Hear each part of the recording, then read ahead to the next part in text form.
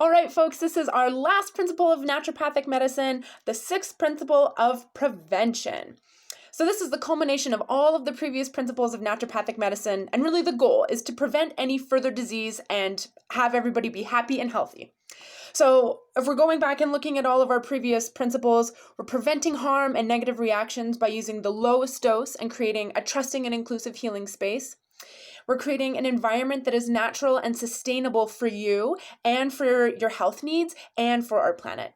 We're finding out the root cause of the problem so that we can prevent it from coming back, not just squash the symptoms down, but hopefully cure it and prevent it from coming back.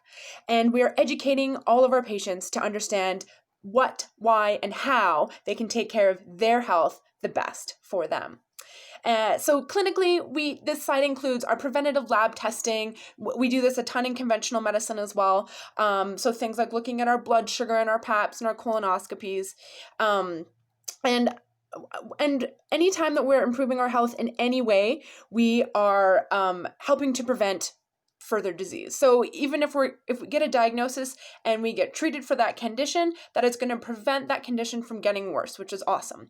Or even if we're starting a new walking regime, that is going to be, walking we know is one of the best types of physical activity out there. That's going to be lowering our risk for cardiovascular disease, and that's going to be wonderful. Or if we're cooking more veggies at home, or we are helping prevent further disease because we're giving our body more nutrients that it needs to have healthy cells. So there's two really big things outside of, anything we would do in clinic, like the lab testing and all of that, looking at your family history. There's two things that I think are really, really important for most people to focus on, and that is stress management and good nutrition. So stress is something that we all experience, and finding any way that we can to decrease it is going to be awesome for our health outcomes.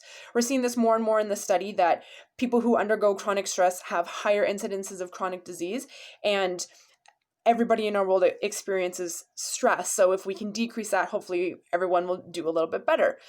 And this, I know it's such a complicated and hard topic to just be like, oh, don't be so stressed. But I just want to encourage everybody that you're doing a great job. Keep it up. And anything that you can do to find more joy in your lives and to decrease those little stressors on a daily basis is great.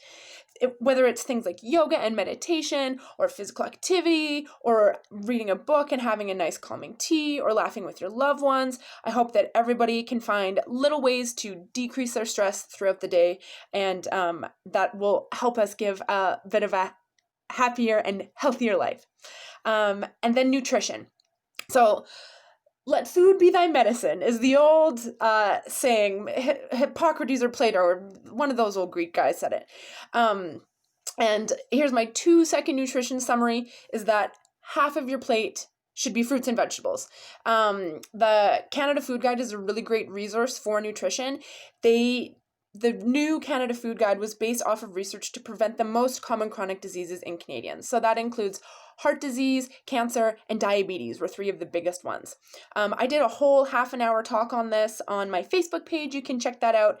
But I just think if anybody can get more nutrition, more nutrients, and we get so many nutrients from fruits and vegetables, that's going to be one of the best things that we can do to prevent chronic disease. Sugar is basically super inflammatory, so if we can decrease sugar, increase our fruits and vegetables, that's my 2-second nutrition advice for preventing chronic disease. And the Canada Food Guide has so much more information on it.